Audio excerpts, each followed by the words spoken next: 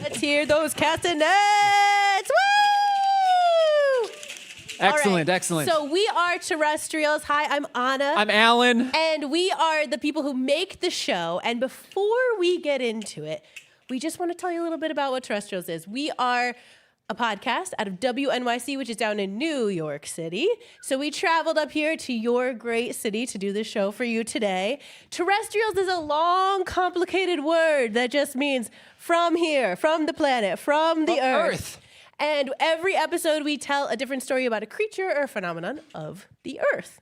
Okay, so this is a recorded show. So we have a couple ground rules. Number one, do whatever you want. Get up out of your seat, move around, shake it out. You don't have to feel like you're sitting in school and you're going to get yelled at. No, go in the aisles. Maybe don't come up here, but do whatever you want. And then the second ground rule is we're going to record this podcast. We have a couple of sound things that we want to go over before everything starts. Alan, you want to walk everyone through? Yes, absolutely. We need to make sure our audience is ready for fun, all right? Yeah. So the first thing we need everyone to do is test out their hand claps. Let me hear hand claps as loud as you can, all right? Clap, clap, clap, clap, clap, clap. Louder, louder, louder, even louder! Wow!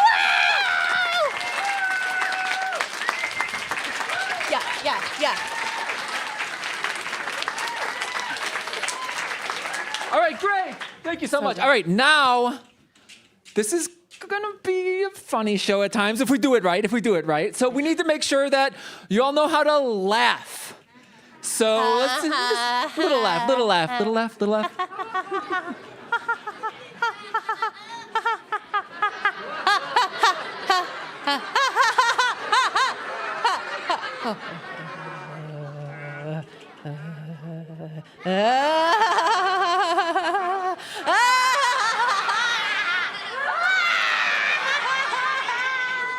Great, that's excellent. You all really know what you're doing. That was really all right, good. and then the third thing. This is the challenge, right?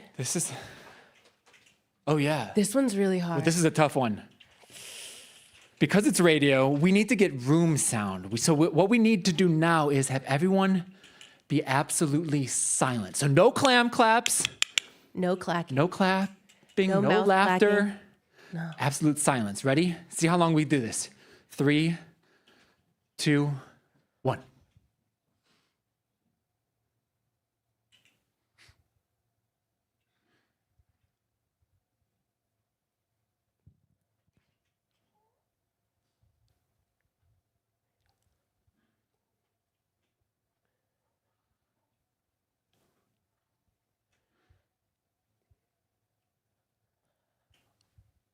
Okay, all right, that was way too long. That was way too long. The cool. I forgot you guys were all here. Honestly, I did not like that. I didn't like that at all. That was the last time that will ever happen. Now you can be loud. So, but we do have to. We got to talk about. We got to address the castanet in the room. One last test here. We got clam. You guys have all seen these, right? These are called castanets. These instruments are what, 3,000 years old? Not the ones you're holding, but the idea of castanets are 3,000 years old. It's a 3,000-year-old instrument. They kind of look like clams, right? Yeah. We're gonna like clamshell. Yeah. Yeah, kind of like a little clamshell. So we're gonna call this our clam clap, all right? So anytime you want a clam clap throughout the day, throughout this event, you're gonna go ahead and clam it up, all right? Yeah, clack, that's clack, a very clackety good. Clack. Make as much clam claps as you can, and then I'm gonna signal to you, and this is gonna be your signal throughout the show to stop clam clapping. Okay? Keep going. Keep going. The signal is. I'm actually impressed. I'm shocked, actually. So that really is, Amy, actually, I need one too. Can I have one? Thank you. Does anyone not have a castanet? Does anyone need to grab one right here? Raise your hand and we'll get one. Yes, we'll get one to you. There's enough for everybody to have one. And so we're going to call that our clam close, all right? So clam clap is going to be where we clap. So everybody clam clap and clam close. Perfect. That is going to be something we do throughout the show. So just remember that. It's okay if you make a mistake, but We're all learning together, and we hope to be the best clam audience on the planet. So far, so good. So far, so good. And now we're going to put our clam claps to the test. I need your biggest clam claps starting. Welcome for our host and yours, Lulu Miller. Pew, pew, pew, pew, pew.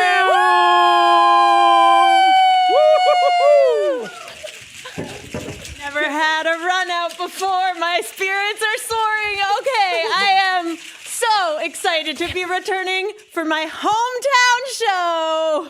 Born and raised in Newton, born down the street in Boston, and the local wildlife is looking beautiful this afternoon. Thank you for braving the wintry mix to come out and hang with us. Now, you are all here not just to become audio professionals, though Alan and Anna have done a great job training you up. They were ready. You're here for a wild story, yeah? All right, so I actually need your help. What I need you all to do to get ready is for everybody to close your eyes. Okay. Now, imagine that your body becomes liquid. And you are suddenly imbued with 3 magical powers. Number 1, the power of Rumpelstiltskin. Yeah, you can turn grass into gold. And number 2, the power of eternal youth. You can live for hundreds and hundreds of years, barely aging. Ooh, ooh. And number 3, the power of buried treasure. Your humble body can bring riches to entire human societies, and now your liquid body begins swirling and whirling and gurgling and burbling. You have become chowder! Clam chowder! Let's get some clams. Yeah. All right, now open up those eyes, because now is the part where I need all of you to sing the theme song with us. You ready? Yeah. Terrestrials, terrestrials, we are not the worst, we are the... You got it! Terrestrials is a show where we uncover the strangeness waiting right here on Earth, and sometimes break out into song. There's so much to discover in your chowder cup. Terrestrials, terrestrials, So bust out your spoon and slurp it up. terrestrials, terrestrials. I am your host, Lulu Miller, joined as always by my songbud, Glurgity glurk. That's me. Alan, and my producer, Bud. I'm allergic to shellfish, but happy to be here. We love you, Anna. And today we are going to examine clam chowder. But first, I need to level with you. Though, as I said, I was born in Boston, and I'm a proud Bostonian. Apparently, I drive like a Bostonian, or so the beeps from the other cars and impolite hand gestures would have me think. And though if I had a bird, I would name him Larry. Go Celtics! I have never actually had clam chowder. This is not theater. I truly haven't. My parents are here. They can attest it's true. I've never had clam chowder. I don't know. Something about it seems really gross to me. Kind of like squeaky and stinky. Do you agree? Do we have, okay, so we've got some other chowder dowdas. Can the chowder dowdas raise their hands? Okay. Wow, there are a lot And of you're you. not from Boston. Do we have any chowder dowdas from the Boston area? Wow. Right here. Okay, can someone just shout out why it doesn't appeal to you? You're a vegetarian. Props, we got an animal lover. What else? Slimy. I complete. It's what? It stinks a little Yes. bit. Okay, so we are hearing stinky, slimy. These are my oppositions as well. It's not kosher. It's not doesn't follow kosher. religious laws. I might not be able to transform that for you here today, but the slimy and stinky. Okay, so I agree. So we've got other chowder dowdas. It just doesn't appeal. However, one thing that I have learned from working at Terrestrials is that often when you push past something that initially feels a little gross or a little scary, you can find something amazing there. And so, as an extreme challenge for me and the chowder dowdas, we are going to look closely at clam chowder today to see if it can become amazing and wondrous. And to do that, Anna and Alan have put together a brew, a concoction of stories and guests, human and animal, and songs. And if they can wow me enough that clam chowder seems amazing and strange and mysterious, I will take a bite live on this stage for the first time. Truly, really, we'll hope I'm not allergic. Yeah. Okay, so For bravery, for courage. clam claps, right? Yeah, okay. Okay. Okay. So first of all, here's what I need your help with. We need to deconstruct clam chowder. What is in clam chowder? Can anyone shout out some ingredients? Clams. I heard clams. Do we got clams? We got clams. We got clams. Clams. Okay, what else? Flour. I heard flour. Water. Yep. Potato. I heard potato. We got potato. Oh, guys, check it. Look at Alan. He's juggling. For the audio audience, he was juggling.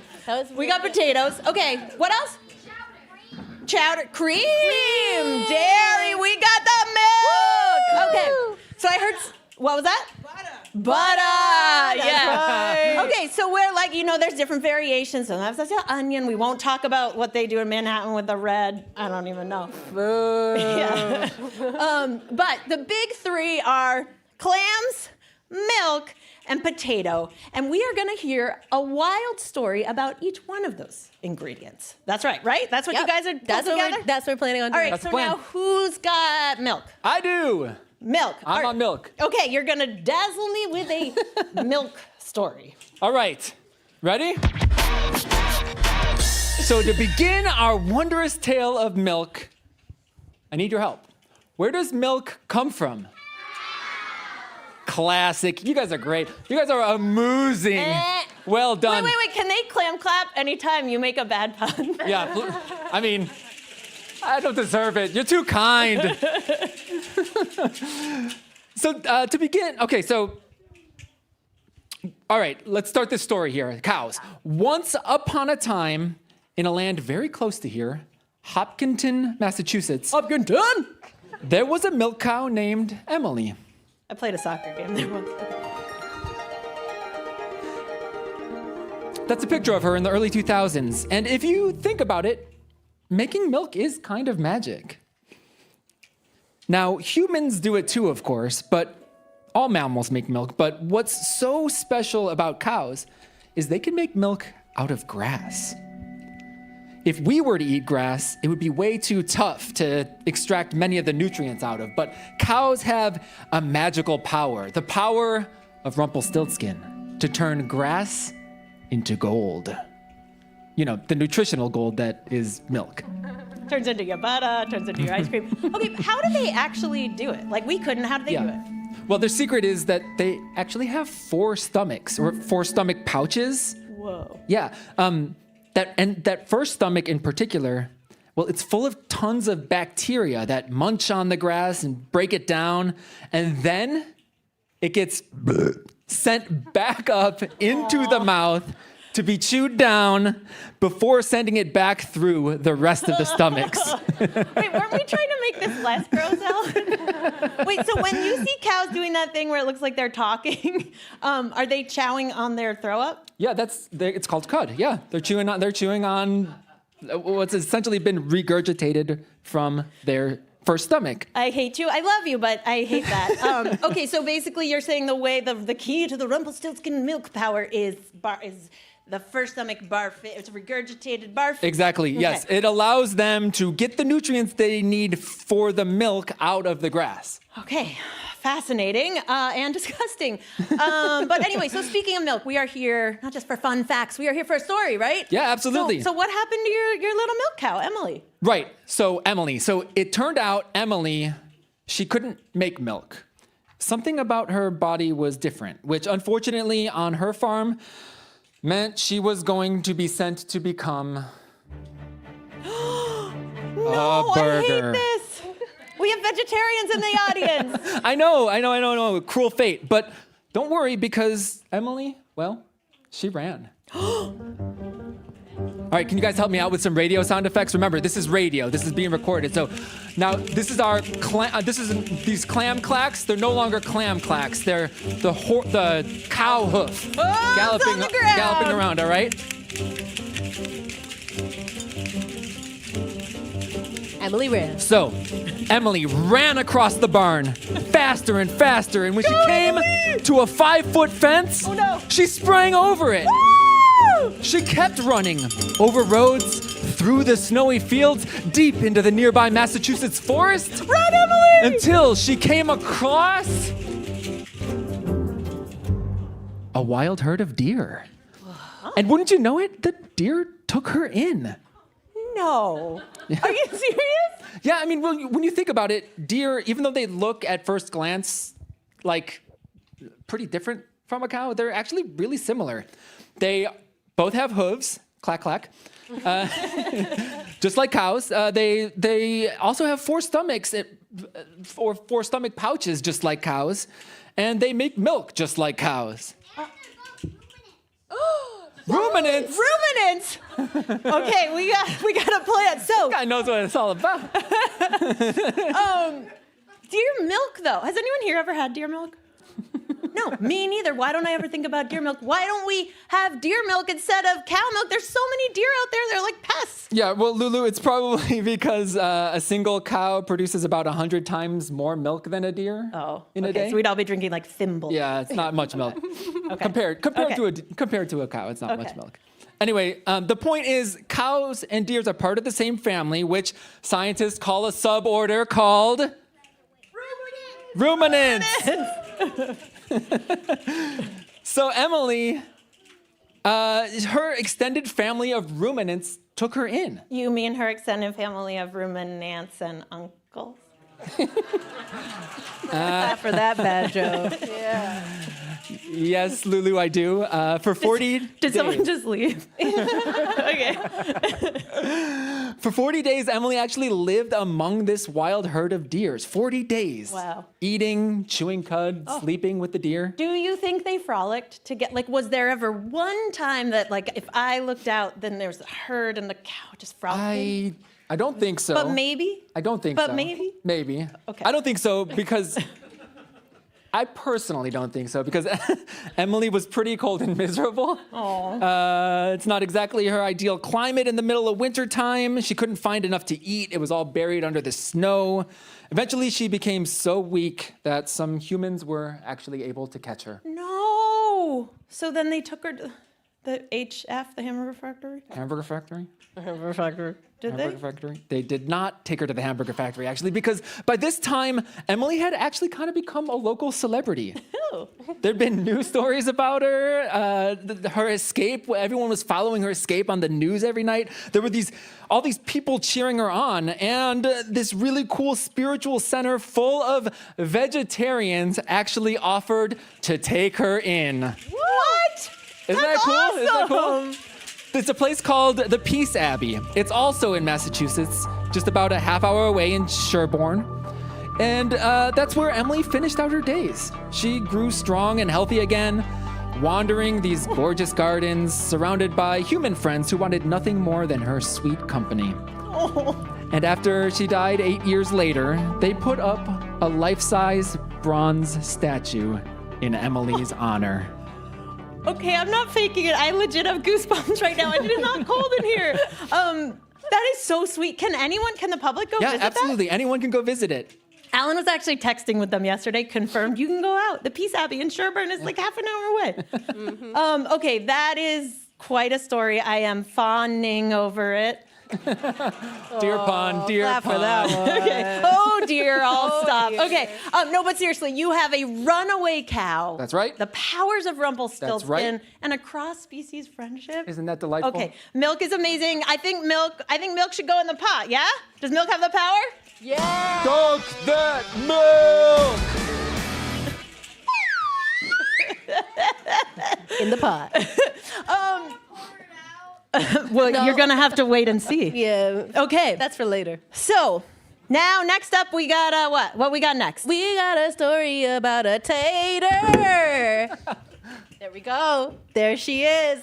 Look at that Larry Bird skill. Okay, wait. So you've got use a microphone because this is Yeah. audio. Okay.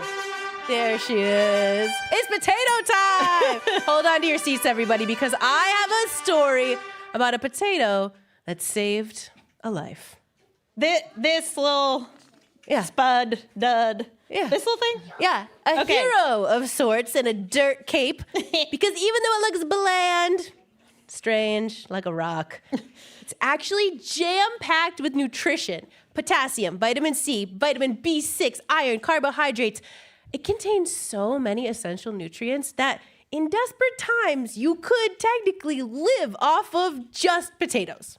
Wait, so basically you are here to tell this room full of children we can all just eat French fries and say it's healthy Not all so day, fast. every day? Not so fast. Not Okay. French fries. A full potato. You boil it. You eat it. Skin on. You skin on. Okay. That's where the essential nutrients are. So, and I'm not saying you'd be healthy, Okay. but you would survive. You would not die. You would not die. For a little bit. For actually a long bit. Okay. Okay. And the reason we know this is because of a single Frenchman Oh. in the 1700s. Yeah. His name was Antoine Augustin Parmentier, and he was a pharmacist, but he was also a soldier. He went to war for France, and one day he was captured by the enemy. He was placed in prison, and he was given only one thing to eat. Do you know what that thing was? Potatoes, exactly right. Now, Antoine, he was a scientist. He had medical training. He was thinking, I'm gonna die. I'm just getting this disgusting thing every single day. I need fruit. I need meat. I need my croissants. But guess what? Day after day, year after year, for 3 years, Antoine only ate potatoes, and he survived. Agree. That's incredible. Yeah, that's a photo of him. There's not a photo. There's a painting. It's a photo of a painting of him that hangs in Versailles to this day. Versailles is a very fancy palace castle in France, and he's holding a bouquet of. Do you know what that purple blue flower is up there? Violets? Potato. Potato flowers? Uh-huh. It never occurred to me that potatoes make flowers. Yep. Wow. And after Antoine got released from prison, he became, well, this Mr. Potato right here. Do you mean more like a Monsieur Potato? Monsieur Potato Head. Monsieur Potato Tête. Monsieur Potato Tête, pomme de terre, little guy over here with the potato. You guys, knock it off. Oh, That's sorry. enough. Okay, so after French Potato Guy got out of prison alive, he started evangelizing about potatoes, going to everyone and saying, these little buried treasures are incredible. We should all be eating them all the time. It is wild to think that this like tiny little bland root is kind of like perfectly calibrated to support humans with its vitamins and like support whole societies in times of need. Exactly. That is cool. It is very cool. Some societies, however, did rely on potatoes a little too hard. You might have heard about the Irish potato famine, which led flocks and flocks of Irish people to abandon their failed potato fields and their homes and come right here to Boston. And once they got here, freight trains started arriving full of potatoes, thousands and thousands of potatoes every single night from Maine, just to feed potato-hungry Bostonians. Come on, ride the train, it's a potato train. Yeah, exactly. And so people started building sheds to house these potatoes. Wait, so like next to the row houses and the fancy historic homes, you have potato homes? Just Yes. potato houses? Yeah, exactly. Potato Amazing. sheds. That's amazing. Yeah, just to keep up with the Bostonian craving for potatoes. Until this lasted for like 100 years, until one day you could see the potato sheds burn to the ground. No. Nobody died, no one was hurt, but all the potatoes burned to a That's so crisp. sad. But did it smell like amazing? There were reports that it smelled like baked potatoes for days. Okay. Well, Silver lining. Silver lining, silver lining. Star 2 lining. And so to honor these fallen potato soldiers, there's actually a monument to these potato sheds right here in Boston. What? Yeah, in Boston you got monuments to Benny Franklin, Paul Revere, and potatoes. Wow. Yep. Okay, so where's that one? That is in Charlestown. It's in a very inconvenient location, but you can walk by. Yeah, do you have a question? Mystery. Mystery. I don't know. You can go investigate, though. Let us know. Yeah, if you figure look it out. up. We didn't get that far in our preparation. Yeah, we did not get Honestly, that far. please let us know. Great question. Wait, now what? Is there a plaque? Yeah. So as Lulu pointed out, there's a plaque, and on the plaque there is a poem so beautiful, so eloquent, so well written that I thought maybe could we all read it together right now? Yes. Okay. Okay. Potato, potato, potatoes. Potato, potato, potatoes. Potato, potato, potato, potatoes. Potato, potato, potato. All right, Give yourself some clap. snug Great. poetry. I am a changed person. Yeah, you should be. That is the power of literature right there. And there's also, to help make my case finally. Okay. I did find a potato. I am on the fence. I'm not sure potatoes have power. I mean, if this poem didn't push it over, I got one more. I was able to find a potato who was willing to speak with us on the record, and I'd like to share his words for you now. Okay. I am what I am, whether russet or yam, whether purple or gold, Yukon or Idaho. If it's taters you love and want to devour, add me to your pot of New England clam chowder. Okay, that might have made it worse. I feel afraid. What happened is that Anna and I were running late, and Alan had a little bit too much time with the video filters. So, okay, but you know what? The burning shed, Yep. the humble ingredient that can support entire societies in times of need, the French guy, potato flowers, potato goes in the pot. Let's.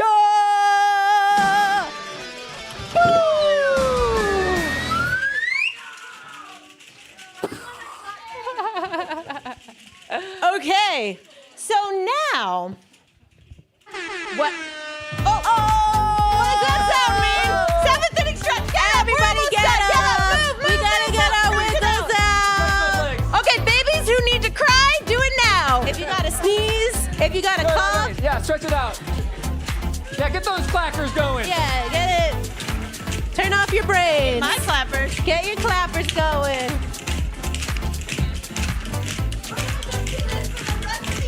Woo!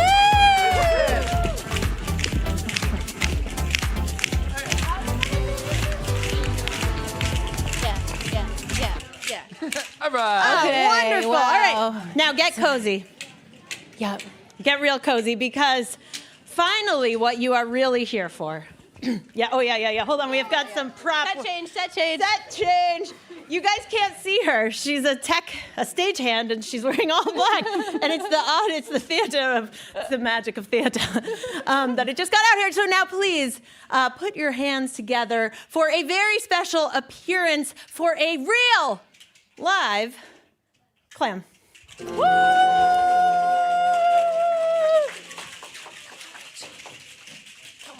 All right. And carrying that clam, you already have your microphone, is a real life scientist named Rachel. Everyone give Rachel a hand. Okay, so please take a seat. Are you going to join me in the clam chair? Yeah, I am. Be Now, careful. Rachel Please be careful. was kind enough to come out from Cape Cod, and the first thing she did was fact check me that this is not a clam chair. What is it? This is a scallop. It's a scallop because of the scalloped edges. Oops. Yeah, messed that one up. But, That's okay. okay, so you have with you a clam. Can you hold it up so everyone can see? Now, it's really alive in there right It is really alive. now? Does this clam have a name? Not yet. Could we name it right now? Oh, yeah, suggestion. What? Any suggestions? Clammy. We got two. Larry. Smiles. Okay, I'm here. What do you got? Oscar Jr. We got another hand. Bob the clam. Okay, one more. Last suggestion. Log. Wait, yeah, I saw your hand. What do you got?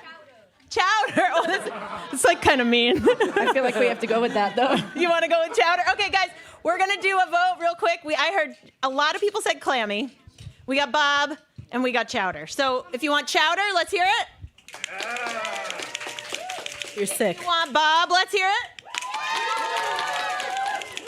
And if you want the mascot of a nervous person everywhere with clammy hands, Clammy. I think it was Bob. Was it Bob? I think it might have been Bob. All right, so Bob. Okay, so that's Bob. And I'm going to ask Rachel a few questions right now. But as I do, start thinking of your questions because soon I'm going to turn the mic over to you guys to ask Rachel anything you want to know about clams or her job. But I'll kick us off. So first of all, what do you do? Who are you? Tell us about you. I work down on the Cape. I work for Cape Cod Cooperative Extension. I'm one of their marine resource specialists. And I also work for Woods Hole Oceanographic Sea Grant. And part of my job is interfacing with farmers, shellfish farmers, fishermen, shell fishermen, and regulators, and then people like you guys who are really interested in things like shellfish and shellfish farming. And then I also get to talk to all of the researchers at Woods Hole Institution or any of the other organizations that are doing research on ocean science. How cool. So okay, that's amazing. You get to talk with the animals and the humans. I do get to talk with the animals and the humans. And you are here to sort of like sell me on clams, or should I say shell me on? Absolutely. Clams. Okay. Really quick, like how did you get into, of all animals that you could get into, clams? Well, I think that it was a background in wanting to know how water works and how the environment works and what is kind of ticking behind in our environment. And we often don't think that it's these little things that have so much of an impact on keeping our environment healthy and keeping our waterways healthy. So I always wanted to know how to keep our waterways and our saltwater healthy. And it kind of comes down to these little things that look like rocks to us. How, why? So these guys are filter feeders. They're bivalves. They're animals. You may not think they are because they kind of sit there not doing too much. But these guys are filter feeders. They're filtering out all the nutrients and phytoplankton in the water. Some of these guys can filter up to like 40 gallons of water a day. Whoa. Cleaning our water bodies. Wow. And so they siphon in the water. They have stomachs and intestines just like us. Wow. And then Do they have little hearts? They have little hearts. So cute. His little heart is beating. What did Okay. he say, Bob? Bob. Bob's little heart is beating. Actually, side note, could you tell, like, do they have sexes? Could you tell if it's a male or female? They do. So there are male clams and female clams. We wouldn't know unless we opened Bob up or if we put him in a tank and we tried to spawn him or her. Okay. So a hatchery will spawn clams. Okay. And then you they'll can know. tell? Yeah. And is it like, we don't need to get graphic, but is it like a visible private part or is it like? No, it's like a plant. They put out their. The ones that put out eggs and seeds sperm. are males. Got it. Maybe. Eggs and sperm. Okay, moving along. How, in what yeah. way are they animally? Like you're saying they're animals, but once again, like, do they move? So they do move. They have a foot. Where is the foot? The foot is over here, and it comes out of their shell, and they dig into the sediment, and they dig down. Wow. And is that how do they eat? You mentioned like filtering the bathtub amount of water every day. How are they? Is there also like a little tongue or? They have a little siphon off the other end. Oh, wait, she just showed it. And they all have, there's like a teensy little hole that I have truly never noticed. On the edge. Okay. They stick their little siphon out, and they pump in the water. Wow. And then it goes past their gills and past their stomach. How far could a clam move in a day? Ooh, not very far. They've done some tests, but probably, like from me to you and back. I don't think they have a really smart brain that they're headed in a certain direction. So usually when I see clams move, they go in circles. Okay. Oh, that's really cute. Okay, so right here we have our pearl. Do clams ever make pearls? They have been known to. Really? Yeah. Has anyone ever found a pearl in clam chowder? Because like there was that yucky story. Never mind. The Wendy's story. Anyway, it doesn't. Okay, nothing. Okay. Sorry, we're real unscripted here. Okay, so they can make pearls. Do they look kind of like oyster pearls? They're not as pretty. And how is a pearl made? So a pearl's made when they get like a little grain of sand or something that irritates them. Okay. And so they're protecting from the irritation. Neat. Okay, so any other, like, I don't know, cool clam facts? Cool clam facts. So they're one of the oldest animals on Earth that we've ever found. Huh. So How old are we talking? We're not talking like 100 years old, are we? we're talking like 400 to 500 years old. Half a millennium? Pretty old. We don't even know how old the oldest clam could be. How do they, okay, so I have admittedly reported on animal aging because I find it interesting. And there's this kind of slope that you can only like live a certain amount, and they are off the charts. Like, how do they break this kind of limit to life? I think they found that like animals that grow slow, animals that are in cold areas, animals that protect themselves and don't have a lot of predators and are safe from, everything else that's around them, have a little bit of a longer expectancy. Huh. So exactly what I'm ribbing on them, being like looking like a boring rock. This is the key to their longevity. They live a sheltered life. Oh. Okay, and the last thing, I know you told us they had another connection to money, to currency. Can you share that? So I think they're important culturally for us here in Massachusetts, right? I think historically, we were not the first people in this area. And historically, when the native tribes were here, they would value these clams, not just for the food, but for also a lot of the clams, if you've ever seen them, they might have that real nice purple on the inside of the shell, just like the picture. And so they use that wampum, right? They used it for jewelry. They used it for trading. They used it for exchanging for goods and the value. And so I believe they found some of this wampum out further in the western part of this country where we know there's no clams. Wow. So they were really using that. It's like our nation's oldest currency? I don't know if they had I don't know if they called it a currency, but they called it, it was valued, but right? It was a value system. That's so neat. And that is so beautiful. Okay. Well, I am feeling like clams can outlive everyone in this room, right? Everyone in this room. Older than Boston? Yep. Older than United States? Yep. There are some clams alive today with their hearts beating that were alive during the times of like knights and castles and stuff. Okay, clam has the power. Should we dunk that clam? Dunk that clam! Dunk that clam! Okay, would you like to do the honors? Sure. Okay. You want to put We can put the Bob real one in there? in. Yeah. You can put it in gently. Bye, Bob. Bob's going See you later, in. Bob. Okay, now Rachel, we're gonna bring you back out. Yeah, you can. But first, Thank you. so that everyone can ask you their questions. But first, there's something important to do, which is that I think I have been convinced that chowder has the power. So I think I need to try clam chowder for the first time. But first, we need to make it, right? And to make the chowder, Alan has prepared a brand new Terrestrials song, which he's going to unveil now, and you guys are going to help us with your singing along powers. Yep. Yes. So I don't know, Alan, tell us what to do. Yeah, all right, you guys already know what you're doing with those clackers, right? You guys got it all figured out, right? So those are you're going to be able to use those to clap along, right? And we really need you to sing along. Remember, we're making a podcast episode here, so we need your participation, all right? The lyrics will be on the screen, Yeah, though. it'll be- And if you can't read, just sing whatever you want. But just, that's okay. Sing along. There's Just a lot sing of along. repetition. Yeah, you'll get it. Yeah. All right. Let's pump that volume. Our first verse here is all about our first ingredient in clam chowder, Think of Emily, baby. milk.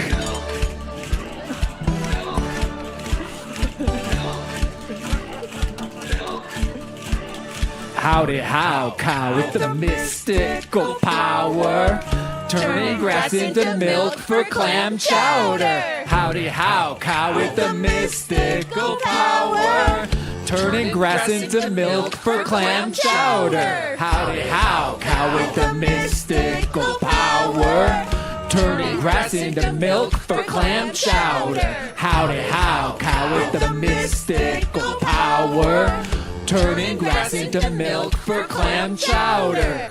Great job. First verse is all done. We're moving on to number 2, the humble spud. Praise the potato. Thank you, thank you, thank you. The dirt ball with the flavor to save ya. Praise the potato. Thank you, thank you, thank you.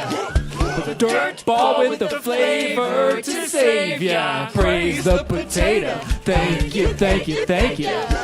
The dirt ball with the flavor to save ya. Praise the potato. Thank you, thank you, thank you.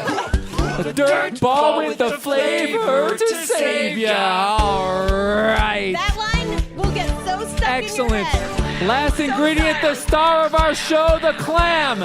Clam. Bam. That's the plan. Put it in the pot and sing it again. Clam. Bam. That's the plan. Put it in the pot and sing it again. Clam. Bam. That's the plan. Put it in the pot and sing it again. Clam. Bam. That's the plan. Put it in the pot. 3, 2, 1. We are Clamily. Cooking up a chowder to eat. We are Clamily. Cooking up a chowder to eat. Start the pot now. We are Clamily. That's right. Let me hear you sing it. Cooking up a chowder to eat. We are Clamily. Cooking up a chowder to eat.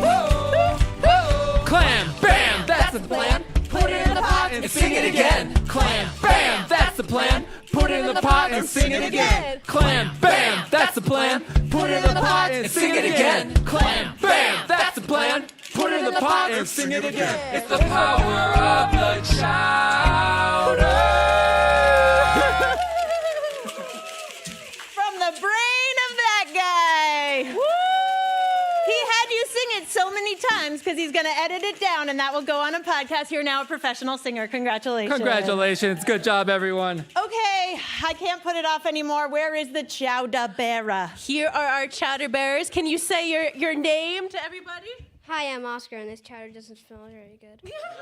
Give it up for everyone. Oscar is not hyping it. He just said the chowder does not smell very good. Okay. Hi, my name is Mama Bullet. Your Remy. And the crackers. I'm interested in the crackers. Okay. All right. Presents the chowder to Okay, Lulu. Oscar and Remy, have you guys ever had clam chowder? Oh, wait. No. Okay. Oh, okay. Oh, yeah, sorry. Walk very regally. There we go. Okay. Okay. Can I go? Okay.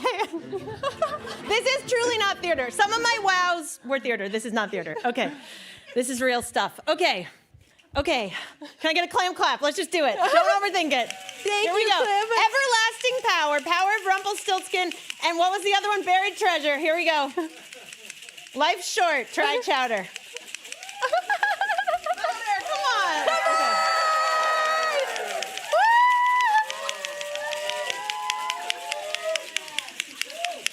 Is this what I've been missing? Yes! Oh, you just don't think about the clams. It's really good. I told you it's good. It's like the yummiest mashed potatoes ever. Okay, all right. Yay! Thank you guys. I'm gonna take the crackers too. Thank That you feels guys good. so much. Thank you guys. Okay, that's authentically good. You did it. You're I'm all proud of you, wonderful. Lulu. We're so okay, proud of you. Now, I guess really all there is left to say. What's up, the badger? This is Before. everybody's favorite part of the show where I hand over the microphone to you, our listeners, our audience, to come ask badgering questions to our expert. Rachel, can you come back out? And I will go Give it up for around. Rachel So one more We're gonna time. even, you're just gonna let you stand. We're gonna let you be. Okay, so, yeah, Anna and Alan will come out, mic you up, and who's got a question? Yes, lots of questions. I love I you saw guys. this hand first. Is it true that clams start out female and then turn male? Ooh. Oh, well, that's true with oysters, but not actually with clams. Wow. Wow, cool. Okay. Any other questions about oysters? Yeah. Where do the clams get their shell from? That's a great question. So the shell is made from calcium carbonate, which is actually floating around dissolved in the ocean. And so the clams take the calcium carbonate out of the ocean and they build their shell. Wait, so their bodies are built out of their worlds. That's right. That's so cool. Also, for our questioners, I forgot, for radio, can I have you say your first name and your age? Oh.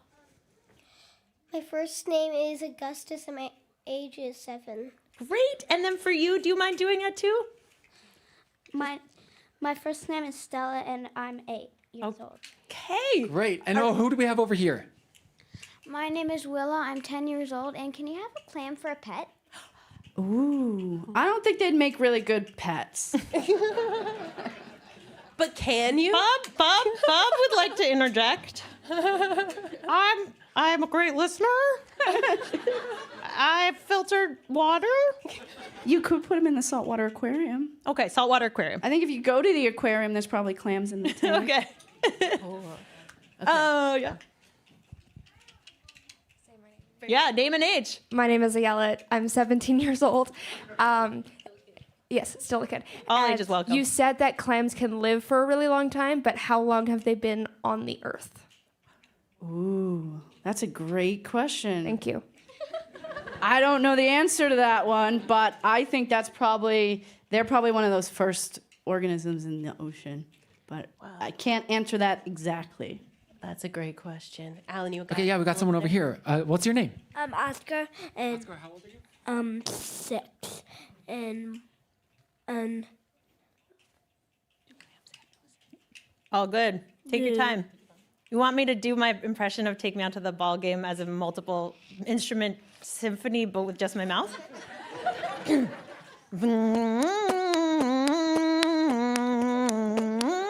He wants me to stop.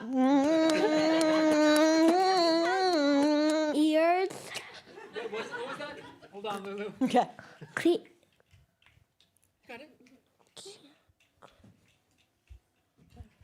All good. Something about ears.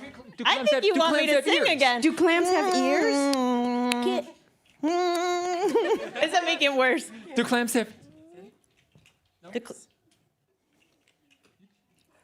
All good. Why don't we I heard it. He circle said he back? asked, do clams have ears? Ooh, great question. So clams don't have job. ears like us where they can hear, but they can feel vibrations around. So if you ever walked on the beach at low tide and Ooh. see clams squirting, That's how they know? because they can feel us. I was gonna feel bad for them that they couldn't hear our wonderful podcast, but they could. Like if we Maybe put they could feel the could. vibrations. Okay. Wait, I want to interject really quick with a question for our milk guy. Do yeah. we happen to know? I have always wondered this. Tell me if anyone else has.